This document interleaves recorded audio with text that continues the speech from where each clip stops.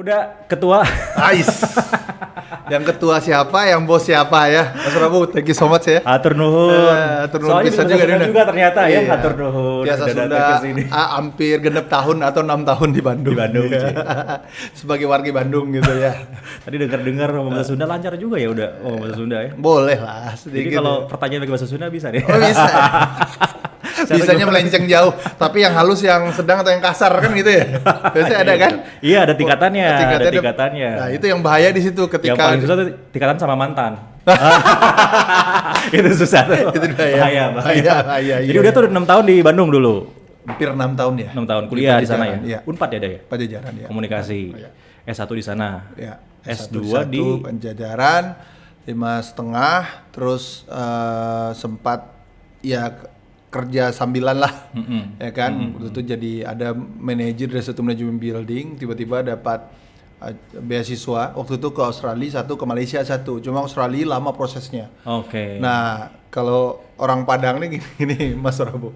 Ketika ada peluang cepat itu yang diambil kan, ibarat dagang. Jadi ketika itu 3 bulan Malaysia ngasih Beasiswa, cepat ya beasiswa. ya. Jadi langsung respon aja. Waktu itu di ITM, Institut Teknologi Mara, itu adalah kayak di kita ya, spesialis broadcasting teknologi bagus di situ. Dan sudah berdiri tahun 72. Jadi beasiswa di situ full makan apa semua deh. Ya udahlah, internet gratis ini kan kita harus berangkat cepat ya, Mas Prabu. Akhirnya udah berangkat di sana. Sampai S3 juga dapat juga di sana. Lanjut di sana juga. Lanjut. S2, S3 di sana juga. Iya, jadi lama tuh jadi TKI di sana, lumayan lah. Tapi TKI-nya beda lah Iya, ya. Dia. Komunikasi juga ya, Day, yang ngambilnya ya di sana. Komunikasi. Jadi alhamdulillah sirotol mustaqim aja nih, lurus Iya. ya deh. Jurnalistik. Jalurnya lempeng ya. Iya. Justru itu kalau disuruh yang lain-lain nggak bisa. Jadi kalau jurusan komunikasi, kedua komunikasi massa, mass communication, S3-nya media studies. Media studies. Jadi udahlah komunikasi aja deh. Alhamdulillah sampai cita-cita dari dulu sih pengen jadi dosen sama diplomat. Cuma lihat diplomat tuh kok kerjaannya cuma ini ya di luar negeri. Wah, ini bahaya juga nih kalau misalnya nggak ini. Nah, kalau dosen ya dari sebuah konsekuensi itu pengabdian kan. Iya. Dosen ya Mas Prabu juga tahu lah, dosen tuh dosen kerjanya sedos, gajinya sesen katanya kan. Iya, lu ngerasain lo gitu. Iya, bener. tapi kan pahalanya dahsyat. Pahalanya, ibadahnya iya, mulai. iya. Rezeki di tempat yang lain ya kan. Iya, Ada bener. hal yang itu aja sih. Mas Prabu. Oke. Terus jadi ngedosen setelah lulus Jadi S3. dosen ya, dosen karena waktu itu PhD pas di dokter sebelum usia 30 ya. Jadi waktu itu orang komunikasi masih sedikit kan. Jurusannya baru bertumbuh. Iya. Jadi ketika itulah ya muncullah bahwa udahlah jadi dosen komunikasi. Nah, masih ingat banget itu di pertama kali saya diminta untuk jadi nomor apa istilahnya dosen NIDN ya. NIDN, nomor itu induk dosen nasional. home base-nya di Universitas Andalas di Kampung Oh, di Halaman. Andalas. Waktu itu rektornya Pak Musliar Kasim yang juga wakil Menteri Pendidikan setelah itu. Beliau lah minta karena komunikasi mau buka di sana. Saya pikir hidup itu kan indahnya kalau bermanfaat bagi orang banyak. Ya udahlah diabdikan di Kampung Halaman, ditaruh di situ sampai jurusan komunikasi buka. Sempat jadi ketua prodi pertama, kemudian belum selesai prodi S1-nya buka, saya maksimalkan ada peluang untuk buka S2 sekalian.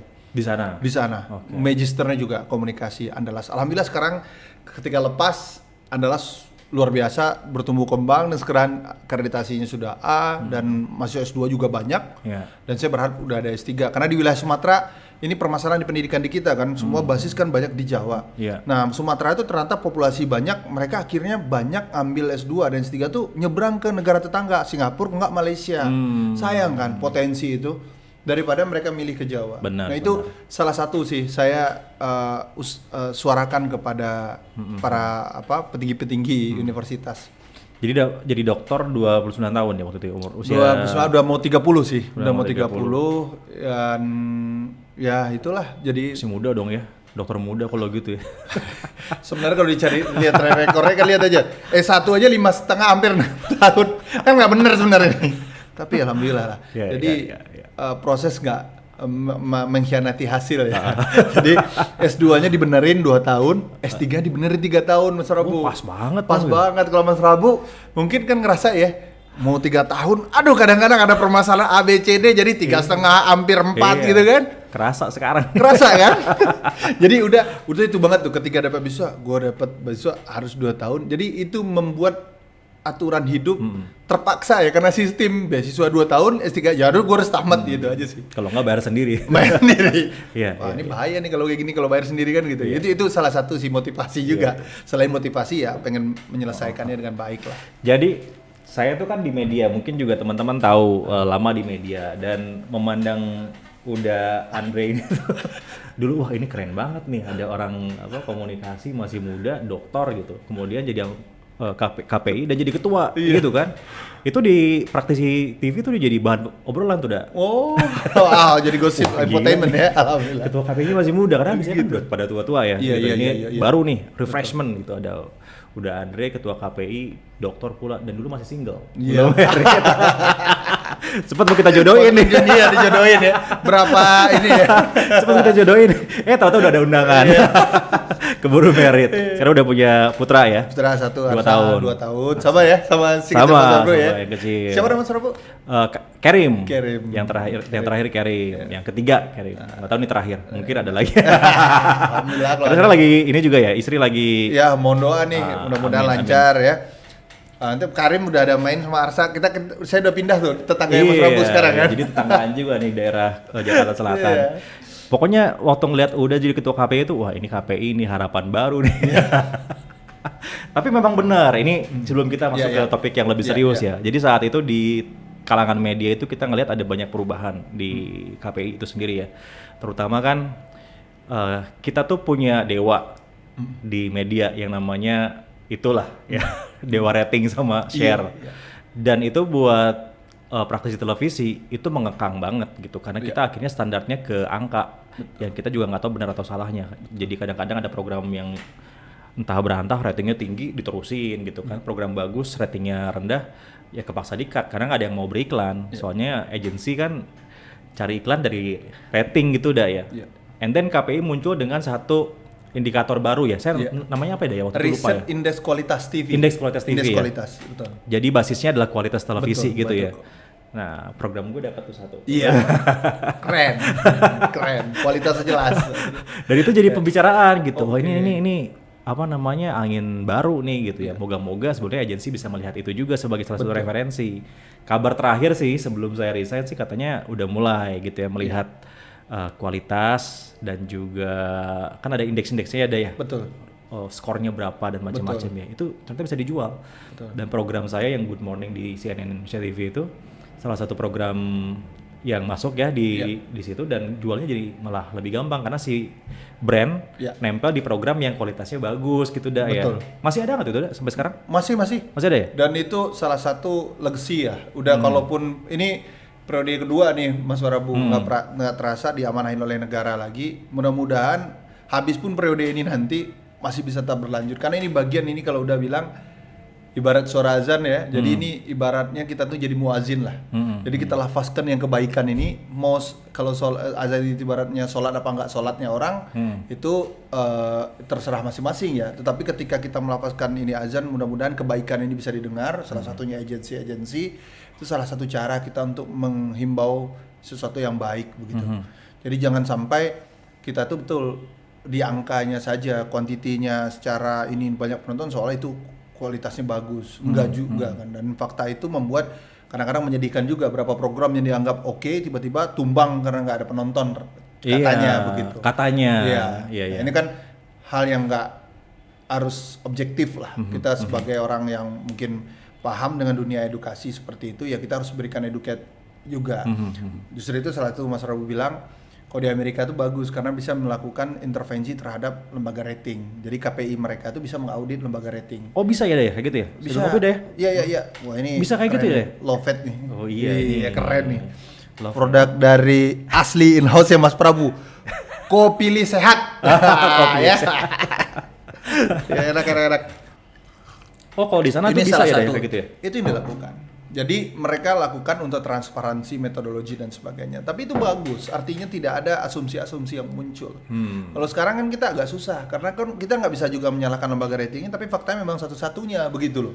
Tapi tidak ada lagi pembandingan lain dan itu menjadi ukuran. Nah, ketika KPI mendorong ini, dalam kita tidak peduli numbers, kita peduli bicara adalah kualitas. Akhirnya orang sadar benar sih kualitas apa yang dipakai oleh KPI. Salah satunya kualitasnya berdasarkan undang-undang penyiaran itu. Jadi kita turunkan semangat undang-undang penyiaran itu bagus kok. Sederhananya sampai saya pernah ngomong itu waktu itu Mas Wisnu Tama masih CEO di Net TV. Saya bilang Mas Tama juga bagus. Mas, sederhananya kita kalau bicara undang-undang agak ribet untuk publik. Tapi bagaimana kita menyederhanakan apa yang kita buat konten ini kira-kira layak nggak untuk anak kita, keponakan kita atau saudara atau ibu atau siapapun dari keluarga kita. Kalau nggak layak, ya nggak usah bikin programnya gitu. Kalau kita ribet banget baca undang-undang penyiaran, Mas Tama bahasanya begitu. Saya juga begitu bilang sama teman-teman staff semua gitu di Net. Ini salah satu contoh gitu. Karena kalau berharap rating, ya Mas Prabu bilang tadi, siapa yang banyak ya jangan kaget sinetron kita tuh terpanjang. Program-program reality show tuh jadi panjang tanpa henti, tanpa batas. Kenapa? Dianggap rating quantity itu gitu. Padahal secara kualitas mungkin pemainnya sendiri sadar bahwa ini nggak bagus ini gitu loh. Nggak Mas Prabu ya? Iya ini benar. Something loh. Benar. Ya, itu apalagi yang reality show itu kan sebetulnya itu bahaya banget ya.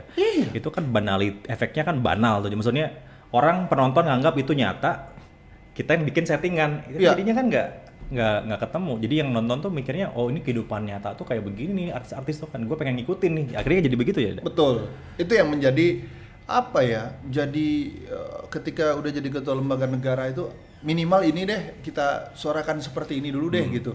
Karena nanti Mas Prabu juga boleh ikut nih, ini kan udah keluar dari zona teman-teman media formulan diawasin KPI ini kan. Udah jadi orang independen. Jadi bisa gabung tim nanti, artinya nanti kalau ada panel kita bisa diskusi melihat sudut pandang, karena kami yakin setiap tahun tuh evaluasi harus diperbaiki ya, namanya riset ini ya, namanya ilmu itu nggak boleh saklekin kan Mas Prabu ya, mungkin Mas Prabu juga teori pun setiap waktu bisa berubah. Nah kita pun harus mendengar itu. Nah udah selalu melakukan evaluasi terhadap riset ini, karena kalau manfaatnya perlu diperbaiki bagian mana itu adalah untuk kesempurnaan. Tetapi intinya bagaimana kualitas televisi itu memang baik versi masyarakat, dan kita pun independen karena kita bekerjasama dengan 12 perguruan tinggi negeri membiarkan setiap wilayah-wilayah itu menilai terhadap konten mereka. Ada mereka menganggap konten budaya ini bagus, tapi budaya di sebelah sana menganggap ini nggak bagus misalnya. Hal ini bisa debatable, tetapi ada konten, ada kualitas yang bisa didiskusikan. Berbeda loh kalau kuantitas itu saklek angka kan, angkanya begini ya sudah mau terima sudah begitu. Nah setelah itu KPI sendiri melihat ada scoring di situ. Kalau kualitasnya Mas Rawi bilang tadi kalau bagus di atas 3 itu, karena itu kita anggap pandangan-pandangan nilai scoring kualitas yang versi dari publik itu dinilai oleh perguruan tinggi negeri, dan itu menjadi standar ukuran. KPI pengennya kalau bisa pandangan dari semua panelis ataupun jadi informan ahli ini angkanya itu kok bisa minimal 3 ibarat IPK lah ya, kualitasnya itu 3, karena 3 itu berkualitas atau sangat berkualitas gitu kan. Itu yang kita harapkan. Jadi bukan hanya sekedar numbers, tapi ada sebuah bobot di dalam angka itu ya kan. Berbeda kalau kualitas jumlah penonton kan, orang kuantitas jumlah penonton, orang lihat angka banyak, nggak jelas apakah penontonnya berkualitas atau nggak jelas. Tapi itu yang membedakannya sih. Tapi sebetulnya apa sih, maksudnya gini, itu kan udah ada effort ya membuat indeks program berkualitas. Hanya sampai sekarang program yang nggak berkualitas ini masih banyak di TV gitu ya.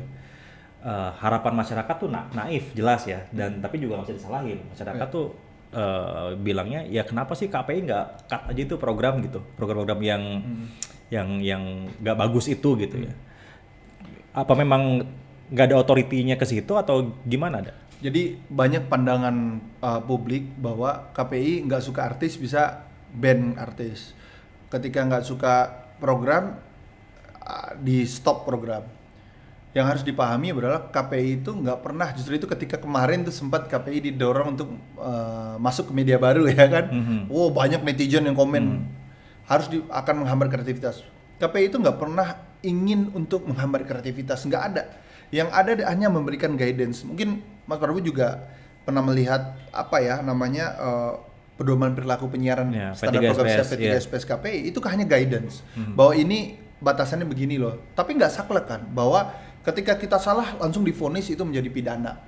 Itu ada proses kan bahwa kita harus lihat sudut pandangnya. Ketika Mas Prabu bilang ini sebenarnya nggak apa-apa sih menurut pandang saya bahwa ini tidak mengeksploitasi. Tapi sudut pandang orang lain itu nanggap mengeksploitasi. Justru itu KPI selalu duduk dengan para ahli.